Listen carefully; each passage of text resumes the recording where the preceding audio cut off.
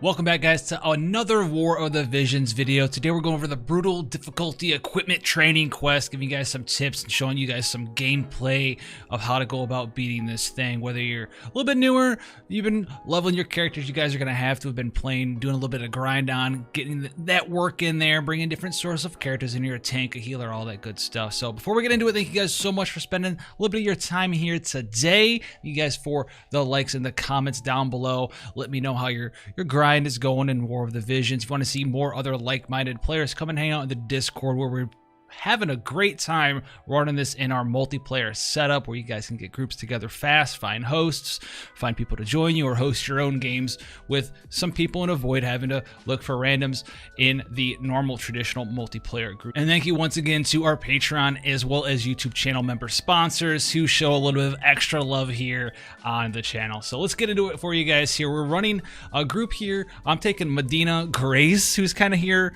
running around, Ayaka, Orlando, and Orlando's going to do a lot of work here, okay, in this battle, and then Ayaka's going to do a little supportive healing, and she does actually have access to Holy as it did work on her. We're taking just your traditional setup of tank damage dealer, whoever your best damage dealer is. You're going to want some significant single target damage. We're going to be running one without a friend, and we're going to showcase one with a friend for you guys as well here. So these cactars are going to be pretty annoying when you're running this, but if you guys can do some damage to them, that's going to help out a lot. If you have someone that can one-shot them, that's going to help out quite a bit there as well. If you don't get too close to them though, you need to take a couple of turns to do a couple of spells to hit them, to kill them in 2 hits or 3 hits. They do like to take a turn off and kind of like just sit there when it's their turn before they actually take an action, and you'll see that here, right? This cactus is going to be chilling right here as we give our agility buffs. He's about to get a turn, and he's just going to chill out. He's going to give you, some time to defeat him. So you don't have to one-shot him or anything, but you do want to take care of them. They will 1,000 needles you, and then if they're low in HP, they'll actually 10,000 needles you. Now, some other things you're going to be seeing here is that the Iron Giant isn't going to really move in on you. None of the enemies actually really move in on you until you start getting a little bit closer to them. So if you want to pull a couple of enemies at a time, right, take care of the cactars first, maybe move over to the right instead of what I did where I went right down the middle. If you don't have the damage to start taking things out right away, you need to do it slower. Then go off to the right with your team, take out the cactars first, then take out that dark elemental, and then you're going to start taking out the other enemies as they spawn. And you are going to get some other enemies to spawn in eventually. You're going to have 2 more cactars to spawn in. You're going to have some Marlboros that spawn in later on in the battle here. You're going to see them spawn in right now. They spawn over there always on that side of the map, kind of a little bit in front of where the Iron Giant is. So we're going to take Mont, we're going to run him up here, and he's going to decide what he wants to do with his Mont life. And this is where some AoE damage, if you do have it, can be helpful, especially if you're doing this for the, the second, third, fourth, and fifth clears, right? Because there is one where it's you can't bring a friend. There's a submission. It gives you some of the recipes for, I do believe it is like the Smart Coat recipes. I think it's the Smart Coat one where you get like 1 or 2 or 3 Smart Coat recipes for not bringing a friend. But you don't have to complete all objectives at a single time to get the rainbow ore. If that's your main goal, is to get that rainbow ore, from doing it 5 times. I do believe you get some rewards for doing it 5 times. I think the rainbow ore is actually just a part of the mission for completing it the first time. You do get some rainbow spheres from beating it 5 times, as well as some Visior or Visor, however you guys want to pronounce it. You can bring a companion every single time to it, and you can bring that companion and do a bunch of AoE damage here. So we're just kind of cleaning out the monsters here, taking out that dark elemental. We're prioritizing the cactars here. A good card to bring if you want to cut down the damage that the Iron Giant is going to do to you, because he does do primarily slashing damage. You can actually take the Iron Giant's own card that gives the party slashing ability up. We are using that right now, but 1,000 needles and 10,000 needles is going to do a bunch of damage to you here. So just kind of using Grace. I'm working on Grace. She's pretty cool. I'm going to be using her in PvP. Her faith is abysmal right now though, because I haven't leveled it up yet, and this is kind of just the party that I was farming up, bravery crystals for, and the one that I farmed for this particular thing. I didn't really have anyone else to bring because I'm working on my party still, and Grace is definitely someone that I want to use in PvP. So Mont's gonna run up Killer Blade there. That's gonna be fantastic. Medina here, casting a spell. We're going to leave her there so she gets her turn back faster. That's what I try to do with a lot of my mages here. If you don't need to move your characters, the way that the CT gauge and how you gain your turn order in this game, you lose CT for taking an action. You also lose CT for moving, but you lose more CT if you move and take an action at the same time. We'll be having a video on exactly how to master your CT gauge, when you should move, when you shouldn't move, you know, depending on the certain things going on in a battle and what you need to be taking notice of in said battle in a future video. But a lot of the time, if you don't need to move your mages, it's going to get their turn back a little bit faster because you're not moving and taking an action. You're just doing one or the other. And if they're taking an action and you can leave them in place, that's going to be to the benefit of you. So Medina's out of TP here. I think I might take her. I think I run her over and hit Mont, actually. I'm like, I'm going to get some AP. So yeah, I think I'll walk over and I bop Mont in the head.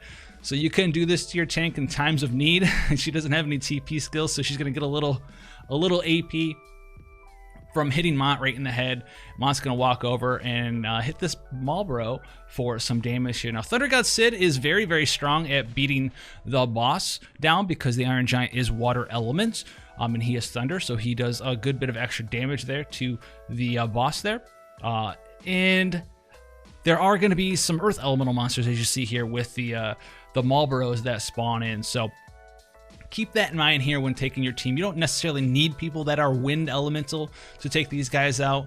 You do I do anyway, considerable damage with magic here. You saw the Holy from Ayaka bop that guy for 2,000 damage there, but nothing in here really hits too hard, as long as you have you know, a little bit of a defense and maybe even some spirit for the dark elementals or some dark resist if you got your hands on any dark resist cards from future or previous banners. I don't have any sort of dark resist from the elementals in my party, but I have some defense and spirit thrown around from gear, etc. I've been working on them in the gear from this event here, so make sure you have a little bit of that. It's going to ease your suffering up, and you don't need to, you know, speed run, defeat everything, right? You can work as slowly as you need to, pulling monsters slowly, work from one side of the field, wait until the monsters spawn. After you kill a couple enemies, take a couple turns off, recuperate, heal your party, do what you need to do. The monsters will spawn in, and then slowly inch your way across the battlefield here if you're trying to do the 5-member mission. So that's kind of how I took that. If you have less damage, it's going to take you a little more time.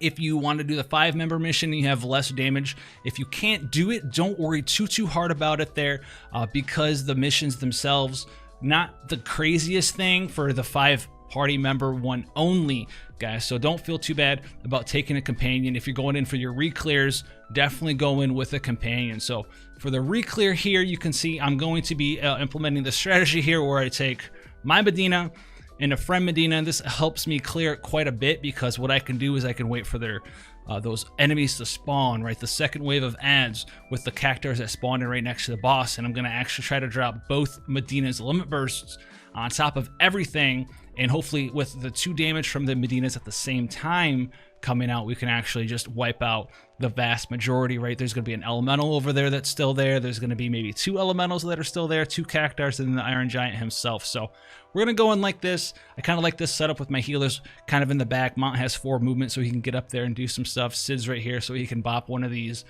cactars here. I just have him hit the water one. He could kill the earth one, but the water one's back there, and I need my Medinas to be able to move up and hit this cactar here too. So this Medina is going to hit flare here. I'm going to target the cactar, and it does not like taking that flare. It really doesn't, but it still is going to live. 657 damage. It does not. It doesn't like it. It doesn't like it. So then we're going to follow up with Holy on Ayaka here. That's going to be some good damage there. The flare plus Holy combined should be enough to finish everyone off. And remember that cactar is going to let me have like a breather turn on its first action, so it's not going to do a whole lot there. It's just going to kind of stand there and kindly let me go. It's not going to use any sort of skill. It's not going to attack me. It's just going to sit and chill. So we're going to have those 2 spells hit here after Grace takes her turn. Grace isn't really doing anything in this battle. Well, she's kind of just chilling out. She's kind of just chilling out, being a tanky little healer. She can put out a little bit of damage here because she also knows Holy, but her faith, like I said before, is bottom of the barrel. So we're going to hit this guy here. He takes bonus damage because he's in the middle of chanting a spell. So 2 damage hits right there from 2 auto attacks takes him out. But like I said before, guys, if you know, haven't grinded super hard, or your levels aren't as high, or you haven't worked on gear, you haven't gotten the Nagnaroks leveled up or anything from the tactics event. If you need to take a little bit more time, do that. Work up from the right hand side of the map, then slowly kill the cactars, right? Hit them a couple of times each. You have those free turns. Know that you have those free turns. Know that enemies aren't going to bum rush you down. The Iron Giant's not going to beeline it over to your party while you're trying to kill the cactars and the elementals, as long as you don't get too close to him, right? Once you get near where Orlando is right now, right, once you breach that like middle part of the map and you start getting in his territory, he's going to come after you. But what you can do is if you pull enough people back, it seems like if you get out of his range, right, kind of like he was before, right? If you didn't get too close to him, he kind of left you alone. If he does aggro you and you pull back, as long as you're not within that you're getting too close to me range, he'll actually give you some breathing time to just chill out. And this is kind of how Iron Giants like to operate as well, which is they never really like to get in on you if they can't hit you. If you're out of their range, or they're out of their movement and skill range, they're not really going to come after you here. So I'm going to drop a nice little Medina, the double Medina. We like to call it the double Medina.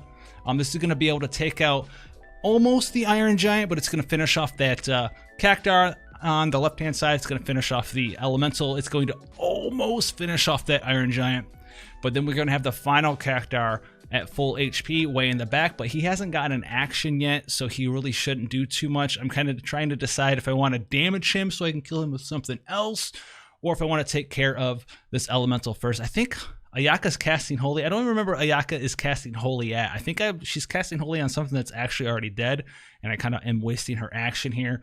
But we'll find out. I don't know if she's holding the cactar. No, she's holding the cactar for 300. Okay, so we're holding the cactar. That's what I was trying to decide, if the Holy plus the Medina LB would allow me to finish off both cactars. Now we know why Grace is in the party. She obviously was put in here to BM that Iron Giant with the staff boop at the very end. That's how you assert dominance in War of the Visions against the Iron Giant. You hit him with Grace in the face with a staff, and then Mont's going to come in and clean up with a skill there. So, like I said, guys, if you need to take the extra time, you have the extra time in here to complete this. If you need to farm this stage more and you're a little under leveled or whatever, farm multiplayer, right? Find your strongest character, right? Maybe you have your strongest best character and use that strongest best character that you have worked on for the event. Don't get too flustered if you need to take a little bit of time to do the solo player one, because you are going to want to do it. You want to get in there. I would suggest that you guys do it 5 times. There's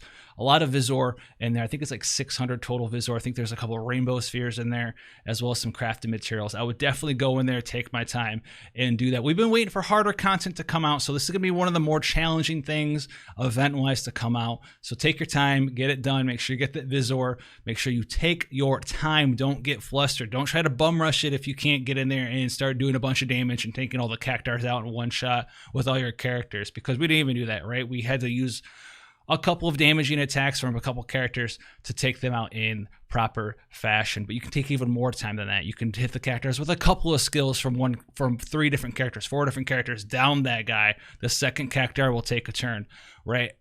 Do nothing on that turn. Nothing else is going to aggro you as long as you go to the right instead of the left. Go away from the elementals towards the cactars. Don't run down the middle.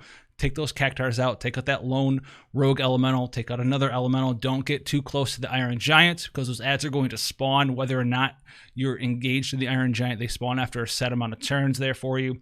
And just slowly work on things one at a time. Pull the enemies out one by one. Make sure you bring a healer of some kind. You want to bring Mont or someone as a tank, and then bring a couple damage dealers. And if you can't do the 5-member one, don't fret over it. Just go in there and clear it 5 times with a companion character. Bring your best companion character that you can bring and do it that way, guys. So thank you guys once again for spending a little bit of your time here today. If you want to see more stuff like this, go on ahead, hit that subscribe button, turn the notification bell on. Otherwise, this channel isn't going to exist for you on YouTube. And thanks once again to our Patreon and YouTube channel sponsors. You guys make all the difference out there. Links down in the description for all the social media, as well as other supportive options. So until the next time, guys, take care, and I'll see you in the next one.